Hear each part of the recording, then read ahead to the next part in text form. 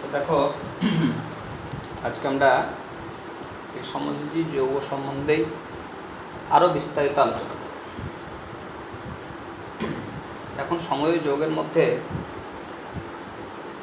তোমার দু ধরনের বন্ধন দেখতে পাওয়া যায়। একটাকে বলা হয় সিগমা বন্ধন, আর একটাকে বলা হয় পাই বন্ধন। সিগমা বন্ধন ও পাই বন্ধন। তো এই সিগমা বন্ধন পাই বন্ধন কীভাবে গঠিত হয় মাথায় রাখবে। আমাদের যে অরবিটালগুলো আছে তাদের যদি স্ট্রাকচার দেখো, এস অরবিটাল সেটা হচ্ছে এরকম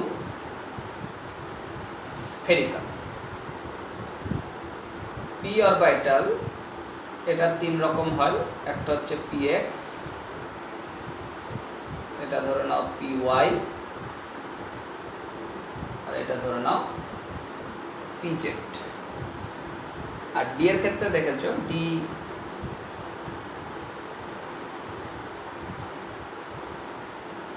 এরকম হতে পারে, D X Y,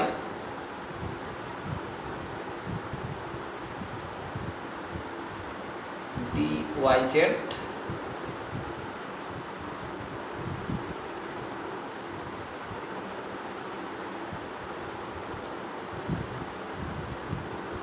D Z x.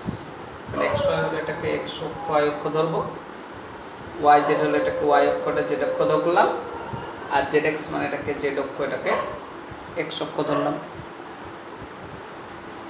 আর দু ধরনের ডি হয়, একটা হচ্ছে এটা এক্স অ্যাক্সিস, এটা ওয়াই অ্যাক্সিস। যদি আমাদের এইভাবে থাকে তাহলে এটাকে বলবো d x square Y square. আর যদি এরকম জেড অ্যাক্সিস বরাবর থাকে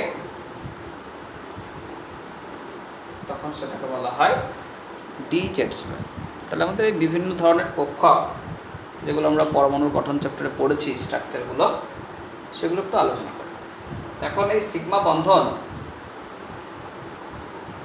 গঠনে এস পি এই দুই ধরনের কক্ষক অংশগ্রহণ করতে পারে। সিগমা বন্ধন তোমার তিনভাবে গঠিত হয়। এক হচ্ছে এস এস অভিলেপন দ্বারা,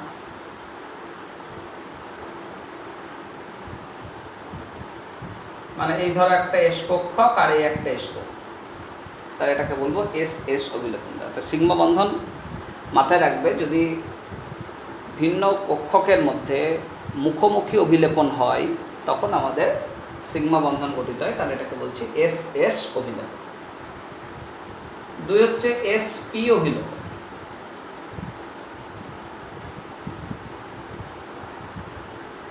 এস পি অভিলেপন না, মানে এই ধরে নাও এস অরবিটাল স্ফেরিক্যাল, আর এই ধরে নাও পি অরবিটাল, তাহলে একটা এস আর একটা পি এরকমভাবে যদি অভিলেপিত হয় তাহলে সেটাকে বলবো এস পি অভিলেপন। আর তিন নম্বর হচ্ছে পি পি অভিলেপন। পি পি অভিলেপন মানে যদি এরকম দুখানা পি কক্ষক মুখোমুখি অভিলেপিত হয় তাহলে সেটাকে বলবো আমরা পি পি অভিলেপন। দুখানা পি কক্ষক মুখোমুখি অভিলেপন হবে। এখন এই এস এস এস পি এবং পিপি এই যে তিন ধরনের সিগমা বন্ধন গঠিত হচ্ছে, এদের মধ্যে যদি বন্ধন শক্তি বিচার করা হয় তা বন্ধন শক্তি মাথায় রাখবে পিপি অভিলেপনের ক্ষেত্রে সব থেকে বেশি। বন্ধন শক্তি পিপি অভিলেপনের সব থেকে বেশি, তারপর হচ্ছে এসপি অভিলেপনের মধ্যে, আর সব থেকে কম হচ্ছে এস এস অভিলেপনের ক্ষেত্রে। তাহলে পিপি অভিলেপনের ক্ষেত্রে শক্তি বেশি কেন? কারণ এই পিপি অভিলেপন যখন ঘটে তখন দেখা যায় যে দুটো কক্ষকের মধ্যে তোমার যে অভিলেপিত অঞ্চল সেই অঞ্চলটা বেশি হয়, তার জন্য পিপি অভিলেপনের শক্তি বেশি হয়, তার থেকে কম এস এবং পি, যেহেতু একটা অন্তত এস আছে আর একটা পি আছে, তাহলে পি এর জন্য বেশি হবে, এস এর জন্য কিছুটা কম হবে। আর যখন দুটো এস অভিলেপিত হয় তখন দেখা যায় যে এদের এখানে অভিলেপন অঞ্চলটা যথেষ্ট কম, তার জন্য বন্ধন শক্তিটাও কমে যায়। এছাড়াও আমাদের সিগমা বন্ধন গঠন হতে পারে সংকরায়িত কক্ষকের সঙ্গে বিশুদ্ধ এস বা সংকরায়িত কক্ষকের সঙ্গে বিশুদ্ধ পি কক্ষক। এই সংকরণ বিষয়টা আমরা একটু আলোচনা করব একটু পরে, জাস্ট এখন বলে রাখি। ধরো এই একটা এস কক্ষক আর এই একটা পি কক্ষক, তাহলে এই দুটো মিশে গেল। তাহলে এই যখন দুটো মিশে যাবে তখন দেখা যাবে কি এর এবং এর দুজনেরই চরিত্র কিছুটা কিছুটা করে লাভ করবে। তো ধরে নাও এই রকম আমি একটা কক্ষক পেলাম, মানে এই অংশটা স্ফেরিক্যালের মতো, এস চরিত্র কিছুটা আছে, এই অংশটা ডাম্বেল শেপ মানে পি চরিত্র কিছুটা আছে। তাহলে যদি এরকম এস এবং পি এর অভিলেপন ঘটে তাহলে তোমার এরকম সংকরায়িত কক্ষক উৎপন্ন।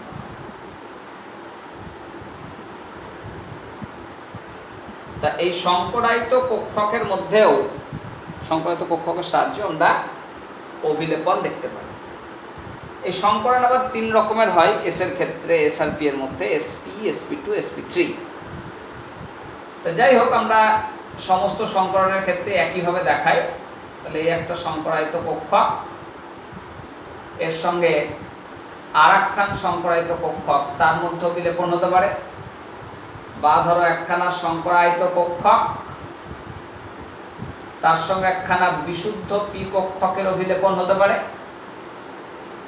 অথবা এই একটা সংকরায়িত কক্ষক, তার সঙ্গে একটা এস কক্ষকের অভিলেপন হতে পারে। তাহলে এখানেও কিন্তু আমরা সবই সিগমা বন্ড পাবো।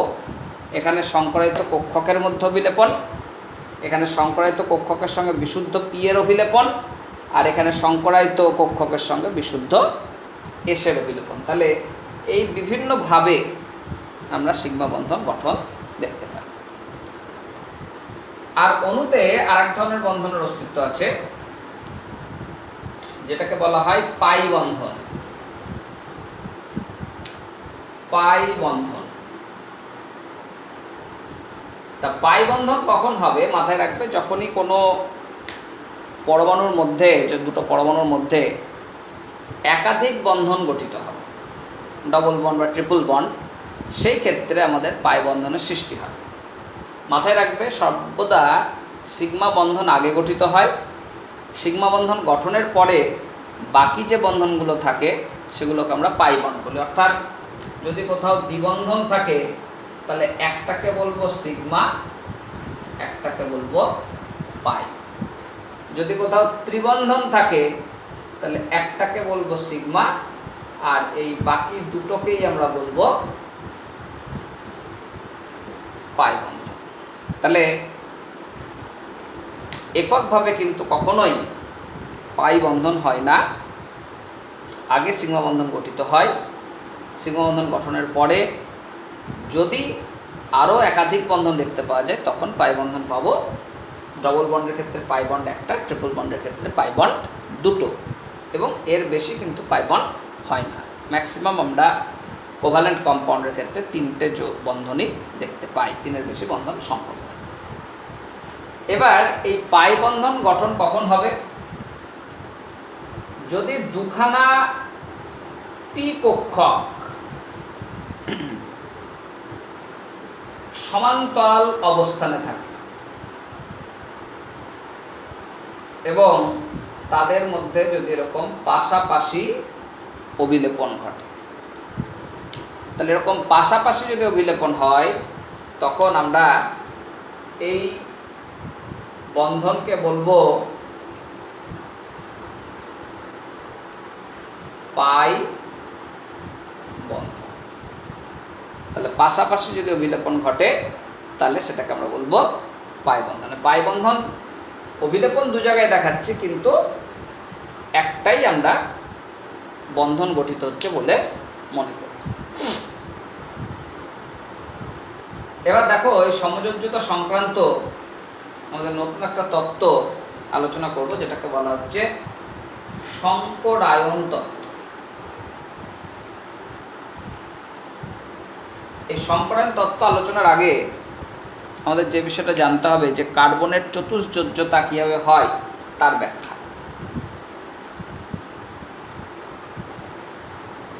কার্বনের চতুর্যোজ্যতার ব্যাখ্যা।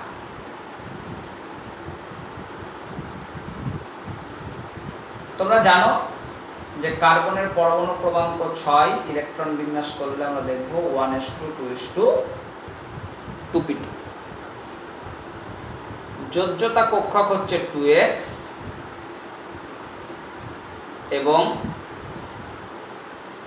2p। আমি আগেও বলেছি যে কার্বনের যদি এই অবস্থায় থাকে তাহলে দুখানা অযুগ্ম ইলেকট্রন, তাহলে যোজ্যতা হয় 2। কিন্তু আমরা দেখছি কার্বন 4 যোজ্যতা প্রদর্শন করে, তখন আমরা ধরে নিই কি যে কার্বন উত্তেজিত হয়, অতিরিক্ত শক্তি লাভ করে।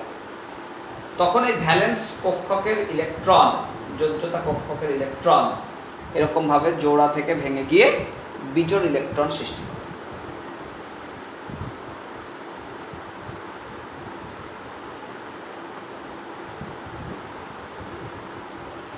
তাহলে এখান থেকে আমরা কার্বনের 4 যোজ্যতা ব্যাখ্যা করতে পারি।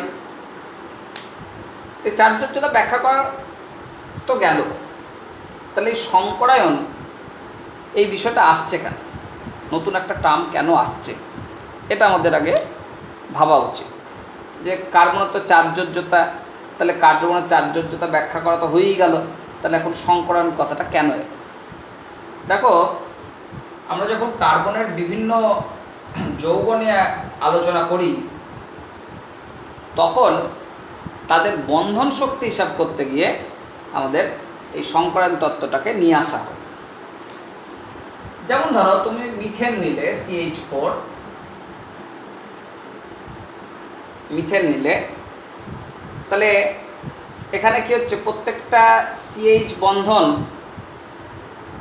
হিসাব করে দেখা যায় সমশক্তি সম্পন্ন। কিন্তু লক্ষ্য করো কার্বনের যে যোজ্যতা ইলেকট্রনগুলো, অযুগ্ম ইলেকট্রনগুলো, একটা আছে 2s কক্ষকে আর 3টে আছে 2p কক্ষক। তাহলে 2s আর 2pর শক্তি তো সমান নয়। তাহলে 2s 2p যদি শক্তি সমান না হয় তাহলে 3টে বন্ধন এক জাতীয় এবং আর একটা বন্ধন একরকম হওয়া উচিত, তাহলে 2 ধরনের বন্ধন থাকা উচিত। কিন্তু আমরা দেখছি যে মিথেন অণুতে যে 4টে CH বন্ধন আছে, প্রত্যেকটা বন্ধনের বন্ধন শক্তির মান সমান। তাহলে এই যে একটা ঘটনা, এই যে একটা ফ্যাক্ট, এই ফ্যাক্টটাকে আমরা কিভাবে এক্সপ্লেন করব? এই এক্সপ্লেন করার জন্যই আমাদের হাইব্রিডাইজেশন বা সংকরায়ন তত্ত্ব নিয়ে আসা হয়েছে। তো দেখো কীভাবে আমরা সংকরায়ন তত্ত্ব নিয়ে আসছি। তা প্রথমে আমরা আলোচনা করছি sp3 সংকরায়ন।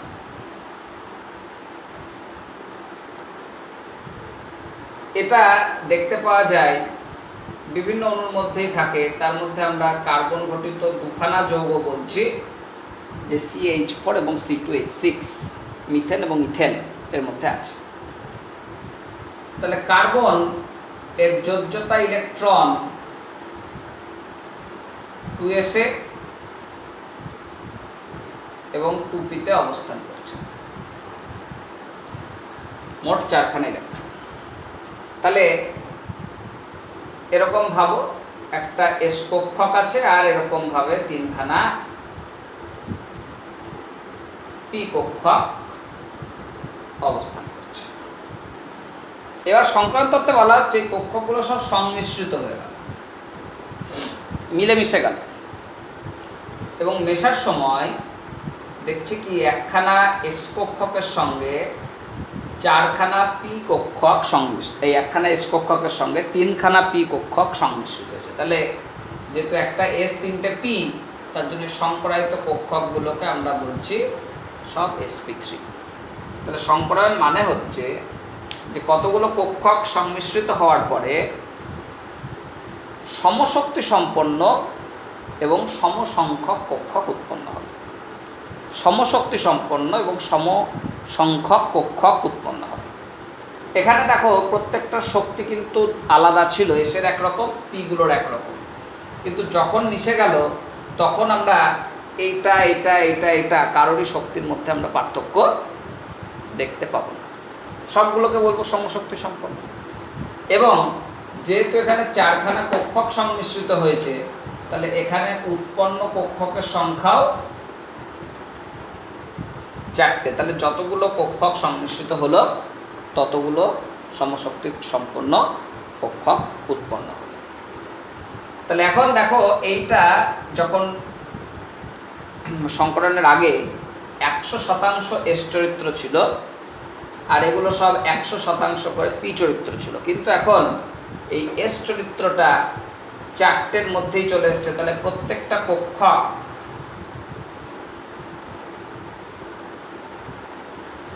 বলবো 25% করে এস ক্যারেক্টার বহন করছে। তাহলে একটা কক্ষকের যে 100% ধর্ম, তাহলে বাকি 75% বলবো এই কক্ষকের মধ্যে পি চরিত্র বর্তমান আছে। অর্থাৎ এখানে আমরা দেখব কি, যে একটা এস কক্ষক আর এই 3খানা পি কক্ষক একসঙ্গে মিশে গিয়ে 4খানা সমশক্তি সম্পন্ন এরকম কক্ষক উৎপন্ন হচ্ছে। তাহলে এই কক্ষকগুলোকে আমরা বলবো sp3 সংকরায়িত কক্ষক। তাহলে এবার এই মিথেন এবং ইথেন অণুর গঠন আমরা সংকরায়ন তত্ত্বের সাহায্যে কীভাবে দেখাবো, লক্ষ্য করো। মিথেনের ক্ষেত্রে আমরা এরকম ভাবছি যে কার্বন কেন্দ্রীয় পরমাণু, তার যোজ্যতা কক্ষে 4টি ইলেকট্রন ছিল এবং 4টি ইলেকট্রনই sp3 সংকরায়িত কক্ষকের মধ্যে আছে। তাহলে এই কার্বনের আমি 4খানা sp3 সংকরায়িত কক্ষক এঁকে ফেলি।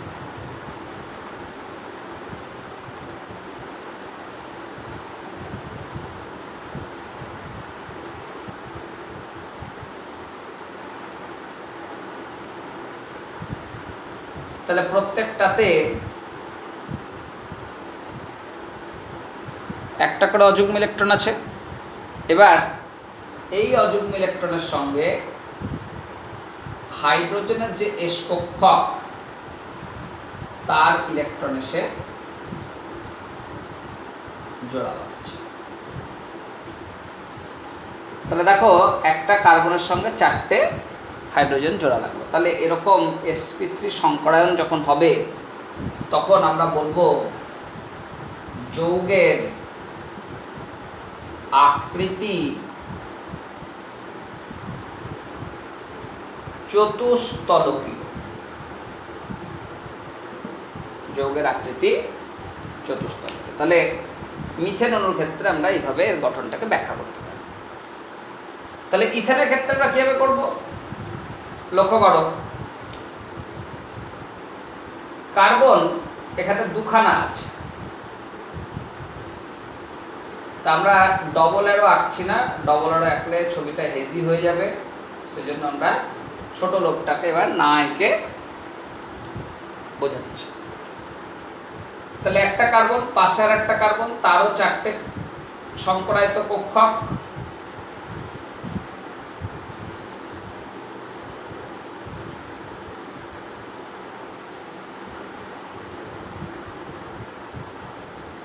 এরকম ভাবে অবস্থান করছে।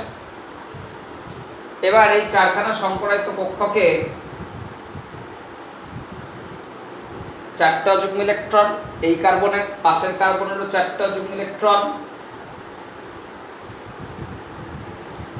এবার আমরা দেখব এই অযুগ্ম ইলেকট্রনের সঙ্গে হাইড্রোজেন পরমাণুগুলোর একটা করে ইলেকট্রন এসে জোড়া লাগছে।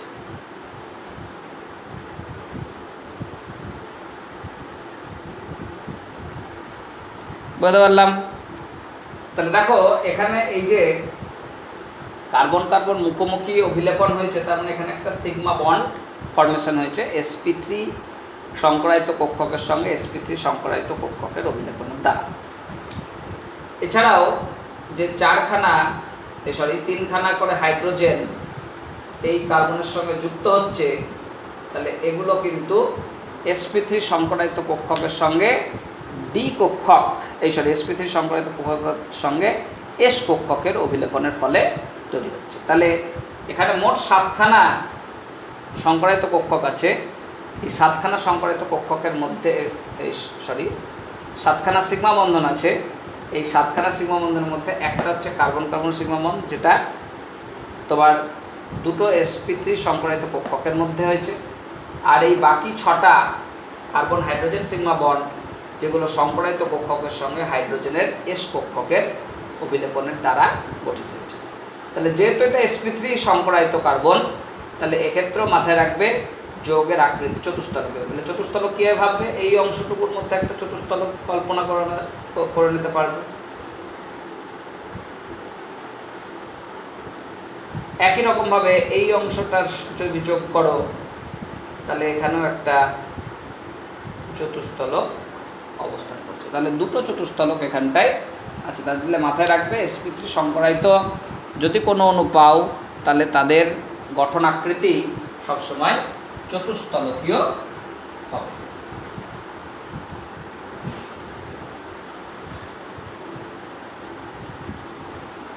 নেক্সট আমরা আলোচনা করব sp2 সংকরায়ন। অনেক অণুর ক্ষেত্রে দেখা যায়, কিন্তু আমরা কার্বন ঘটিত একটা যৌগ নিচ্ছি C2H4। অনেক উদাহরণ আছে, আমরা এই সংকরণ তত্ত্বের সাহায্যে সরাসরি সংকরণ ক্যালকুলেট করার ফর্মুলা আছে, সেসবগুলো আমরা উদাহরণের সাহায্যে আস্তে আস্তে দেখব। তো দেখো C2H4 এখানেও কার্বন, তাহলে কার্বনের যোজ্যতা ইলেকট্রন 2s একটা আর 2p-তে 3টি। এবার sp2 সংকরণের ক্ষেত্রে দেখা যাবে যে একটা s কক্ষকের সঙ্গে দুখানা p কক্ষক সংমিশ্রিত হবে। তাহলে একটা s কক্ষকের সঙ্গে যদি দুখানা p কক্ষক সংমিশ্রিত হয়, তাহলে 3খানা সংকরায়িত কক্ষক।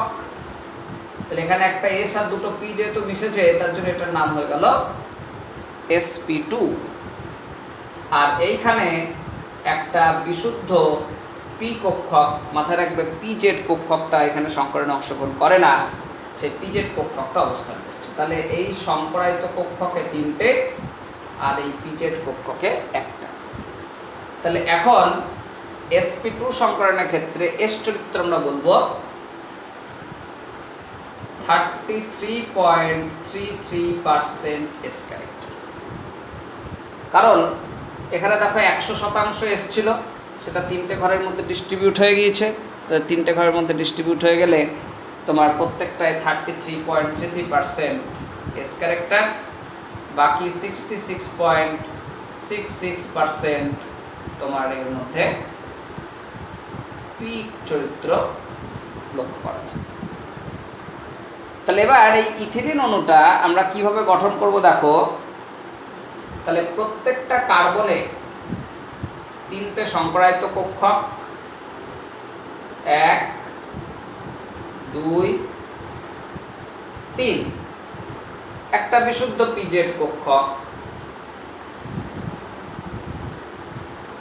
এভাবে অবস্থান করছে, 1 2 3, আর pz কক্ষকে একখানা ইলেকট্রন আছে।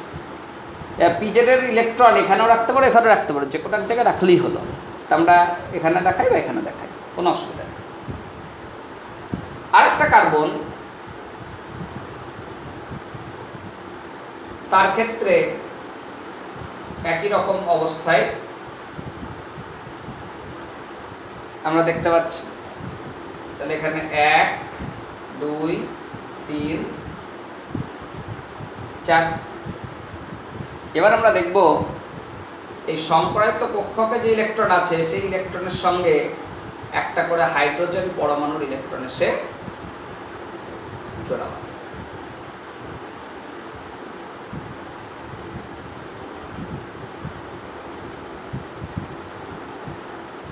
আর এখানে মুখোমুখি একটা অভিলেপন হয়েছে।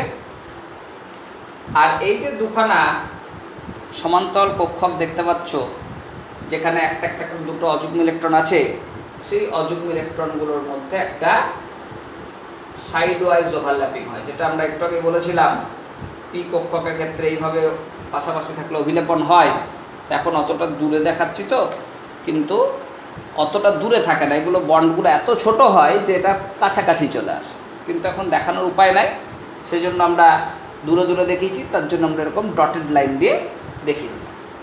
ডটেড লাইন দিয়ে দেখালাম মানে এরকম ভাববে না যে এখানে দুটো বন্ড হয়েছে, ওভারল্যাপিংটা এখানেও হতে পারে এখানেও হতে পারে, ইলেকট্রন এখানেও থাকতে পারে এখানেও থাকতে পারে। তার জন্য আমরা দু জায়গায় দেখিয়েছি, কিন্তু বন্ধন গোনার সময় একখানায় গুনব। তাহলে C double bond C H H H H, তাহলে এখানে একটা সিগমা একটা পাই, একটা সিগমা এবং একটা পাই বন্ধন গঠিত হবে। তাহলে sp2 সংকরায়িত কক্ষকের ক্ষেত্রে আমরা দেখব যে তোমার দ্বিবন্ধন গঠিত হয়। সবসময় যে গঠিত হবে তারও কোনো মানে নাই, সবসময় গঠন নাও হতে পারে, কিন্তু এক্ষেত্রে আমরা দেখছি দ্বিবন্ধন গঠিত হচ্ছে। আর মাথায় রাখবে, যদি দ্বিবন্ধন গঠিত হয় তাহলে যৌগগুলোর গঠনাকৃতি হবে সমতলীয় ত্রিভুজাকার। দেখো এই অংশটা যদি জুড়ে দাও তাহলে একটা ত্রিভুজ শেপ পেয়ে যাচ্ছ, আবার এই অংশটা যদি জুড়ে দাও তাহলে দেখো একটা ত্রিভুজ শেপ পেয়ে যাচ্ছ। তাহলে মাথায় রাখবে, যৌগের গঠন হবে সমতলীয়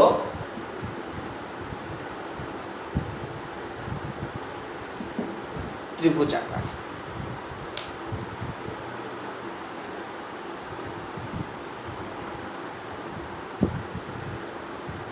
এছাড়া দেখো আমরা sp সংকরায়ন, sp সংকরায়ন দেখতে পাই। sp সংকরায়ন কি হবে, যে একটা s কক্ষকের সঙ্গে একটা p কক্ষক যদি সংমিশ্রিত হয় তখন আমরা বলবো sp সংকরায়ন। যেমন আমরা অ্যাসিটিলিন অণুর ক্ষেত্রে এই ঘটনা দেখতে পাই। কার্বন 2s কক্ষকে একটা আর 2p কক্ষকে তিনখানা ইলেকট্রন আছে। এবার 2s কক্ষকের এই অযুগ্ম ইলেকট্রনের সঙ্গে 2p কক্ষকের অযুগ্ম ইলেকট্রনের সংমিশ্রণ, তাহলে দুখানা কক্ষকের সংমিশ্রণ হলে দুখানা সংকরায়িত কক্ষক sp গঠিত হলো, আর দুখানা বিশুদ্ধ p কক্ষক, একটা হচ্ছে py একটা pz কক্ষক থেকে গেল। তাহলে এটা যখন sp সংকরায়নের কথা বলছি, তাহলে দেখো s চরিত্রটা দুটো অরবিটালের মধ্যে আছে, তাহলে এখানে আমরা দেখব 50% s চরিত্র, আর দেখব এখানে 50% p চরিত্র আমরা এখানে লক্ষ্য করছি।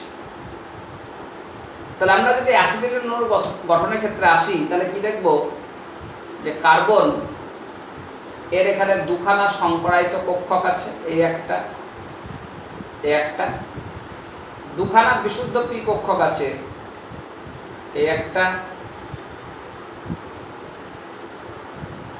এই একটা। তাহলে 1 2 3 4টে ইলেকট্রন বসিয়ে দিলাম। পাশের কার্বনেরও একই অবস্থা,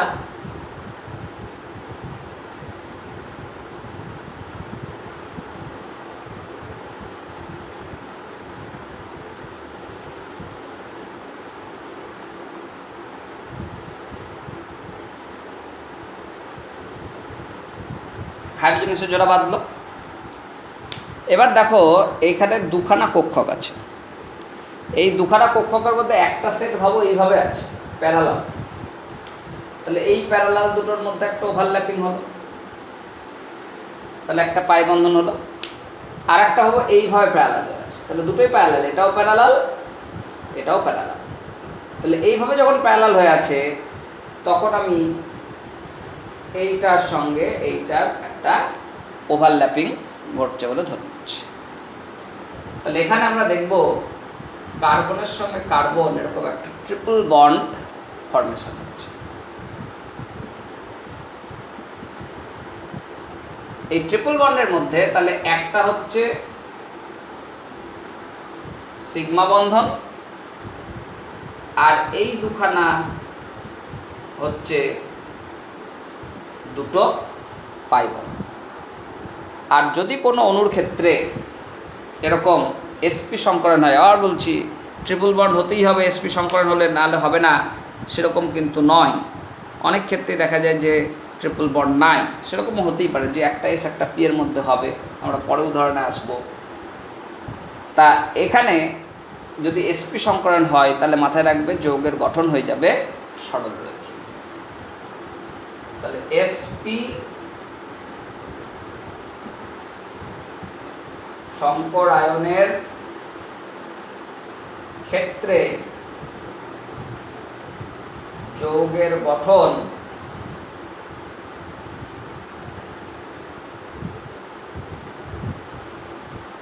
সরল রৈখিক, লিনিয়ার স্ট্রাকচার। দেখো একটা স্ট্রেট স্ট্রাকচার আমরা পেয়েছি।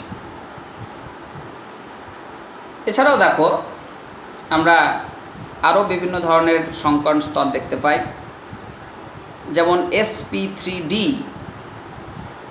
sp3d2 আর sp3d3, তিন ধরনের আরও সংকরণ স্তর গঠিত হয়।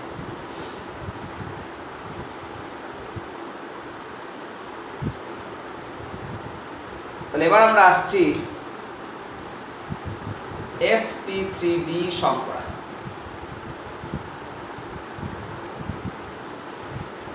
এটা আমরা দেখতে পাবো ধরো PCl5 এরকম যৌগের ক্ষেত্রে দেখতে পাওয়া যায়। ধরো ফসফরাস তোমরা আগেও দেখেছো, অ্যাটমিক নাম্বার 15, তাহলে যোজ্যতা কক্ষে ইলেকট্রন হচ্ছে 3s2 3p3 3d শূন্য, তাহলে 3s এর যুগ্ম ইলেকট্রন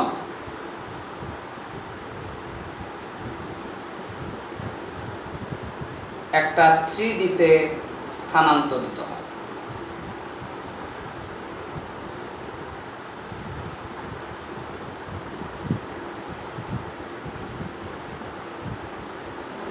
তাহলে 3d তে যদি স্থানান্তরিত হয় তাহলে আমরা দেখব কি একটা এস, তিনখানা পি এবং একখানা ডি, এক্ষেত্রে এরকমভাবে সংকরায়নে অংশগ্রহণ। তাহলে সংমিশ্রিত হলো, তাহলে সংমিশ্রিত হওয়ার ফলে আমরা পেয়ে গেলাম কি সমশক্তি সম্পন্ন পাঁচখানা কক্ষক। তাহলে সমশক্তি সম্পন্ন এই পাঁচখানা কক্ষককে আমরা বলবো sp3d সংকরায়িত কক্ষক, sp3d সংকরায়িত কক্ষক। তাহলে এই sp3d সংকরায়িত কক্ষকে প্রত্যেকটাতে একটা করে অযুগ্ম ইলেকট্রন এই অবস্থায় অবস্থান করছে। আর মাথায় রাখবে এই sp3d সংকরণের ক্ষেত্রে ডি এর যে কক্ষকটা অংশগ্রহণ করছে সেটা হচ্ছে dz²। তাহলে এখানে যে ডিটা আছে সেই ডিটা হচ্ছে dz² কক্ষক। আর এস আর পি এর তো কোনো ভাগ নাই, কারণ এখানে সমস্ত এস এবং সমস্ত পি কক্ষকই অংশগ্রহণ করছে, তার জন্য এখানে মাথায় রাখবে dz²। আর আগে একটা বোধহয় বলতে ভুল হয়ে গেছে এসপির ক্ষেত্রে, যে দুখানা পি অরবিটাল বিশুদ্ধ অবস্থায় ছিল, সে দুটো মাথায় রাখবে, একটা পি ওয়াই, একটা হচ্ছে পি জেড। তাহলে এরকম যদি sp3d সংকরায়ন হয় তাহলে আমরা এই যৌগটার গঠন আমরা দেখব ত্রিকোণীয় দ্বিপিরামিডীয় গঠন। ত্রিকোণীয় দ্বিপিরামিড এই গঠন তোমরা শিখেছো, আগেও আমি বলেছি যে মাঝখানে থাকবে ফসফরাস,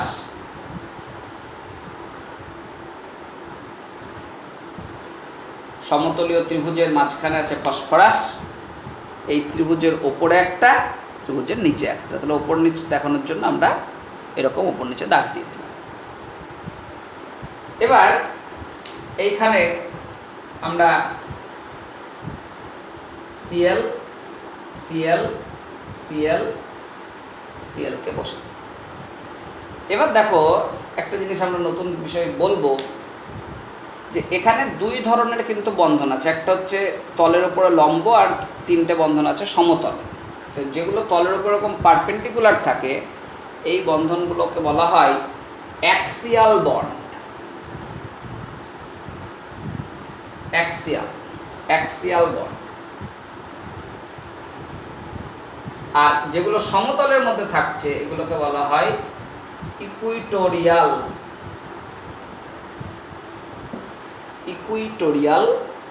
বন্ড। তা স্বভাবতই অ্যাক্সিয়াল বন্ডগুলোর দৈর্ঘ্য ইকুইটোরিয়াল বন্ডের থেকে বেশি। তাহলে এই জাতীয় যে গঠন, এই গঠনকে আমরা বলি ত্রিকোণীয়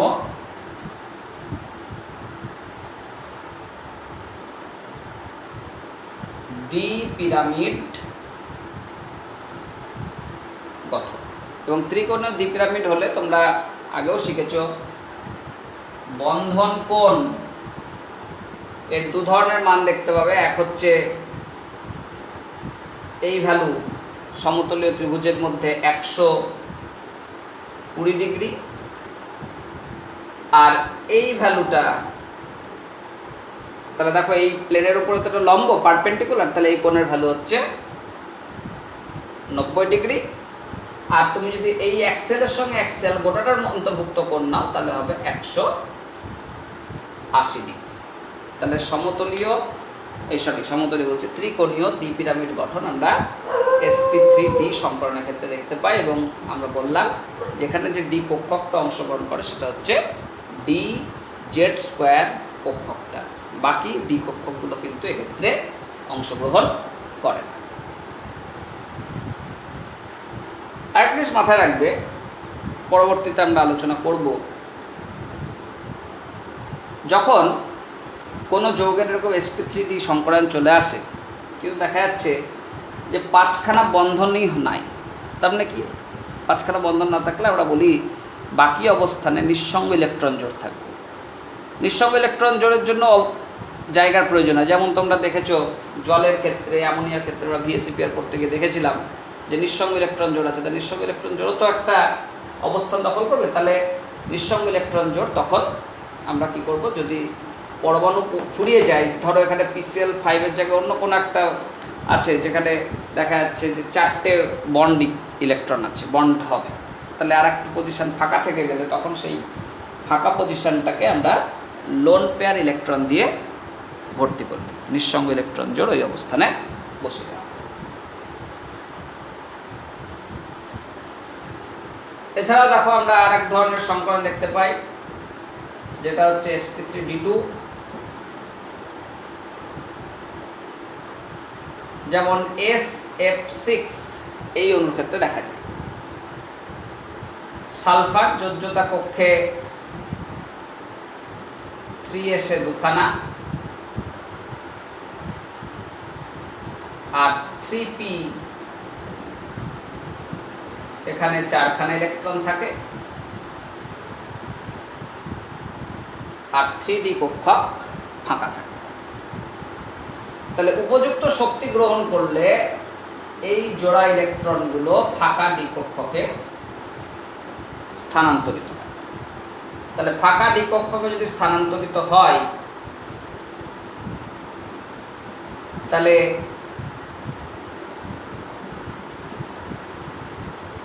এরকম আমরা পাবো।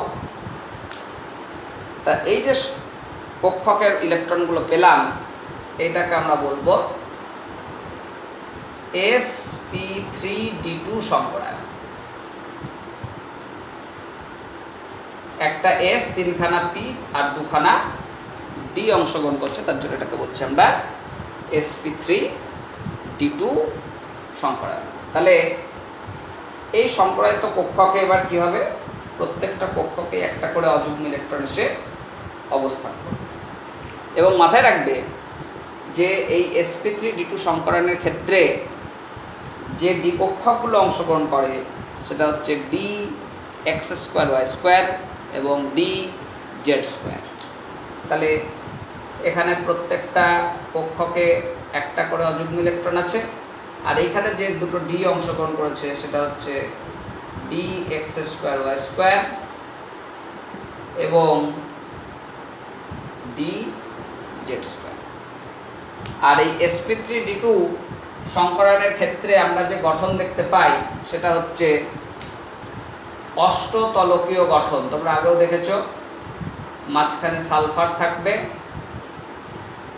আর এই ছখানা ফ্লোরিন ছখানা অবস্থানে থাকবে, যার মধ্যে চারটে হচ্ছে সমতলীয় অবস্থান, একটা হচ্ছে এর উপরের লম্ব আর একটা হচ্ছে পেছনের দিকে লম্ব। তাহলে এখন এই প্রত্যেকটা অবস্থানে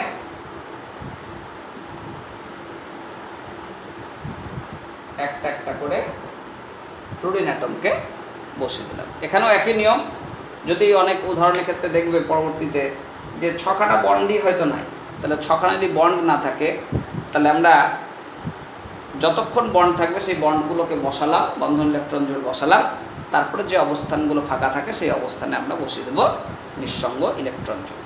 তাহলে এখানে আমরা এই যে গঠনটা দেখতে পাচ্ছি এই গঠনটাকে বলবো কি অষ্টতলকীয় গঠন, অক্টাহাইড্রাল স্ট্রাকচার। আর বন্ধন কোণের মান যদি বলো, সমতলের মধ্যে এই বন্ধন কোণের মান আমরা 90 ডিগ্রি বলবো। এই তলের উপর এটা লম্ব, তাহলে এই কোণের ভ্যালু 90 ডিগ্রি হবে।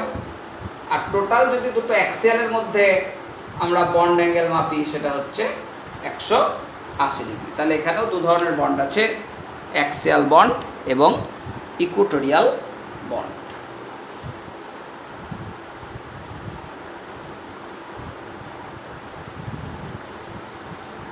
আরেক ধরনের সংকর আমরা দেখতে পাই sp3d3।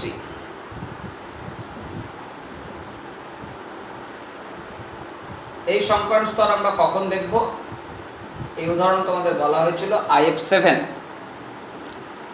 তা আয়োডিনের ক্ষেত্রে আমরা কি দেখি? যোজ্যতা ইলেকট্রন 5s এ দুখানা আর 5p তে 5খানা।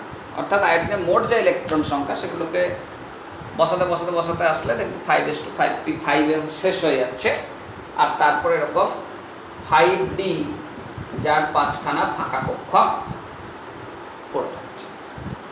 এবার IF7 গঠনের সময় কি দেখি? যে উপযুক্ত শক্তি পেলে ইলেকট্রনগুলো উত্তেজিত হয়ে এরকম নিম্নতর জোড়া ইলেকট্রনগুলো 5d এর ফাঁকা কক্ষকে স্থানান্তরিত হয়।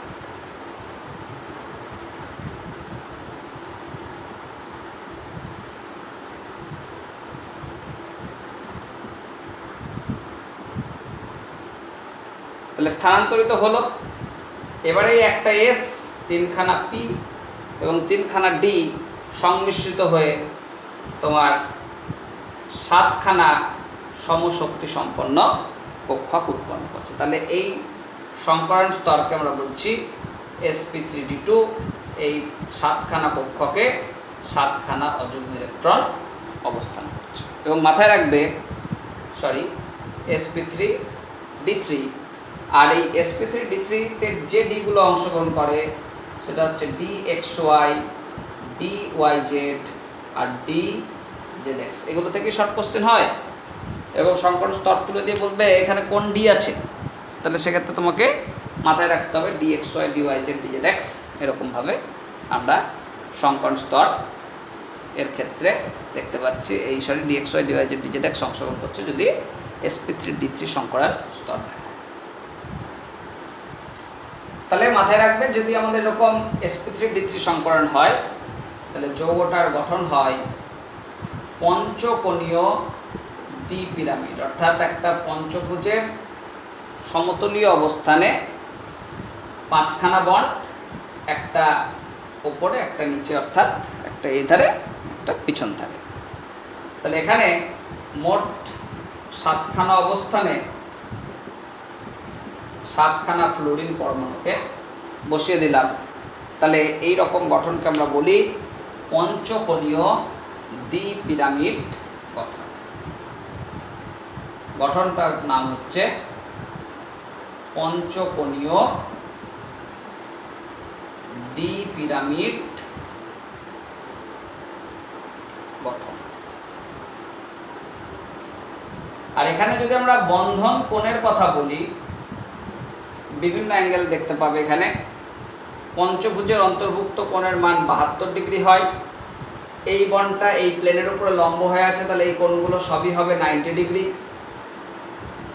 আর এই টোটাল কোণটা যদি নাও তাহলে সেটা হবে 180 ডিগ্রি। 180। তাহলে এখানে 3 ধরনের বন্ধন কোণ দেখব, 72, 90 এবং 180 ডিগ্রি। তাহলে এই হচ্ছে আমাদের মোট সংকরায়ন স্তর sp, sp2, sp3, sp3d, sp3d2 এবং sp3d3।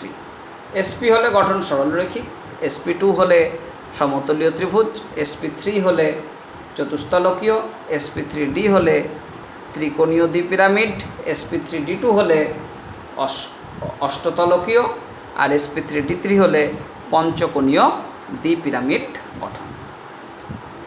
এবার দেখো, আমরা প্রত্যেকটার ক্ষেত্রে এইরকমভাবে সংকরণ স্তর বের করি না, সরাসরি বের করার একটা ফর্মুলা আছে। সেই ফর্মুলা দিয়ে আমরা সরাসরি সংকরণ স্তর হিসাব করব।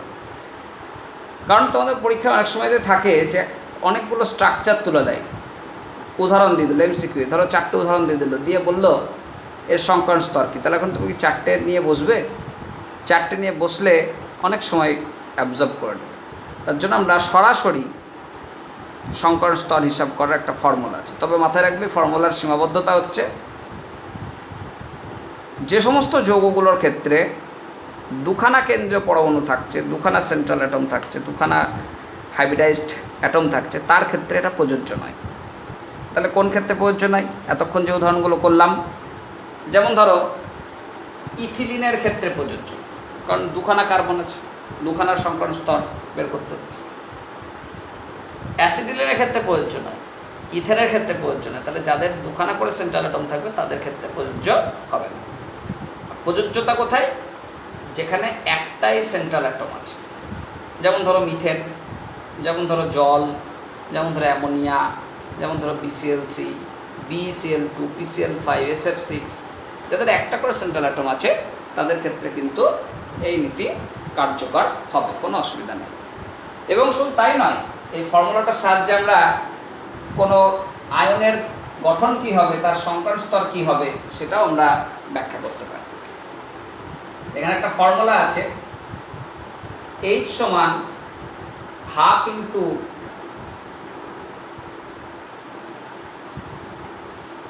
কেন্দ্রীয় পরমাণুর যোজ্যতা ইলেকট্রন প্লাস একযোজী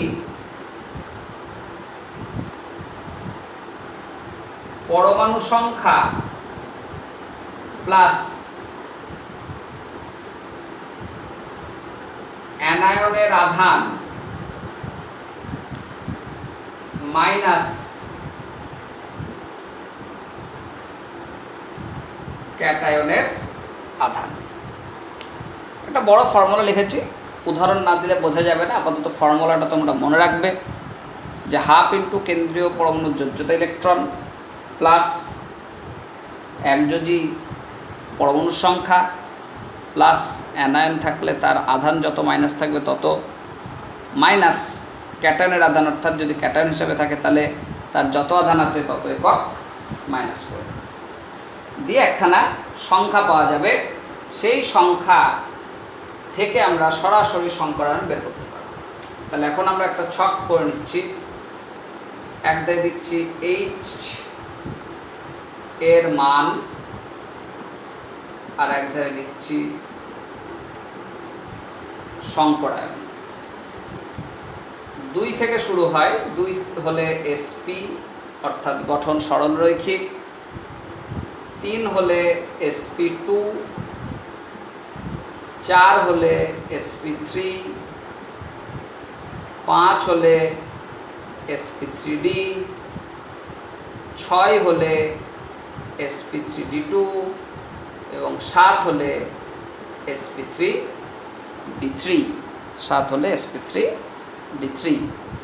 এই ছক তোমাদেরকে মনে রাখতে হবে, তাহলে খুব সহজে একটা কেন্দ্রীয় পরমাণু বিশিষ্ট অণু বা আয়ন তাদের ক্ষেত্রে আমরা সহজেই সংকরায়ন স্তর বের করতে পারব।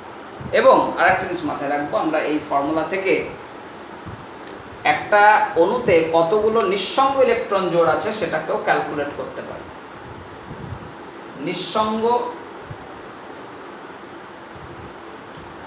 ইলেকট্রন জোড় গণনা, এর ফর্মুলা হচ্ছে L = H - X - T। তাহলে L হচ্ছে এখানে নিঃসঙ্গ ইলেকট্রন সংখ্যা,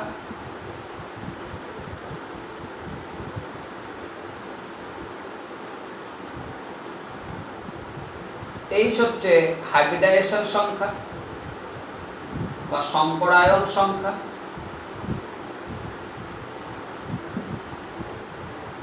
X হচ্ছে একযোজী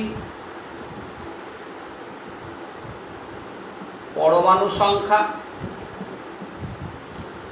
আর D হচ্ছে দ্বিযোজী পরমাণু সংখ্যা। তো যাই হোক, আমরা আজকে ফর্মুলাটা শিখলাম, প্রয়োগ শিখব নেক্সট ক্লাসে। খুব গুরুত্বপূর্ণ। তোমরা দেখবে তোমাদের বইয়ে ভিএসসিপির উপর অনেক গঠন দেওয়া আছে, আমি সেই গঠনগুলো বলিনি, স্কিপ করে চলে যাব সরাসরি সংকরায়ন। কারণ কি, সংকরায়নের যে গঠনগুলো এবং ওখানে যে গঠনগুলো আছে সেগুলো কমন, তো ওইগুলো আর এইগুলোকে আমরা একসঙ্গে স্টাডি করে নেব, তাহলে দেখবে আমাদের পড়াটা খুব দ্রুত সামনে ক্লাসেই সমযোজী যৌগটা শেষ হয়ে যাবে। সেজন্য ওইখানে আমরা ভিএসসিপিআর থেকে আরোগুলোর গঠনগুলো ব্যাখ্যা করিনি, একেবারে সংকরায়ন শিখলাম, কারণ দুটো জায়গাতেই একই উদাহরণ আছে, দুবার করে দেওয়া আছে, তাহলে একই সঙ্গে আমরা দুই ধারের উদাহরণ আলোচনা করে নিতে পারব। যাই হোক, তোমরা এই অংশটা ভালো করে পড়বে। সংকরায়নটা নতুন একটা তত্ত্ব, সম্পূর্ণ নতুন তত্ত্ব, বিষয়টা ভালো করে রপ্ত করো, ফর্মুলাটাকে মনে রাখো, উদাহরণ সামনে দিন দেখবে ঝটপট করতে পারবে।